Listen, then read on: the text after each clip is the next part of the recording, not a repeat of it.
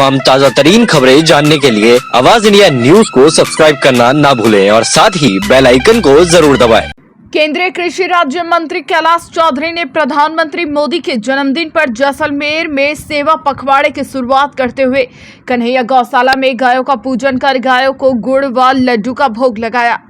केंद्रीय मंत्री कैलाश चौधरी ने की गाय की पूजा करने के बाद लंपी बीमारी को लेकर गायों का टीकाकरण भी किया। मंत्री चौधरी ने सूबे के मुख्यमंत्री को लंपे पर घेरते हुए कहा कि केंद्रीय गोपालन मंत्री पुरुषोत्तम रूपाला ने गहलोत सरकार व उनके मंत्रियों को साथ बैठक की और जानकारी दी थी कि यह बीमारी विकराल रूप ले सकती है, इसलिए पहले से ही टीकाकरण किया जाए। तब गहलोत सरकार ने 5 करोड़ की डिमांड की और केंद्र सरकार ने 8 करोड़ रुपए लंपी के लिए दिए थे, लेकिन राजस्थान के मुख्यमंत्री अशोक गहलोत सिर्फ पॉलिटिक्स कर रहे हैं। बार बार बोल रहे हैं कि लंपी को राष्ट्रीय आपदा घोषित करे, लेकिन गायों को वैक्सीनेशन करने का काम नहीं कर रहे थे, जिसकी वजह से इतनी गायों की मृत्यु हुई। जन्मदिन है और इस अवसर पर लंपी का वैक्सीनेशन का कार्यक्रम इस गौशाला से हमने प्रारंभ किया है और इस अवसर पर मैं प्रधानमंत्री जी को जन्मदिन की बहुत बहुत शुभकामना और बधाई देता हूं। और प्रधानमंत्री जी का जैसा कि हर बीमारी के अंदर जनता के साथ खड़ा रहने का संकल्प है, कोरोना के अंदर भी उन्होंने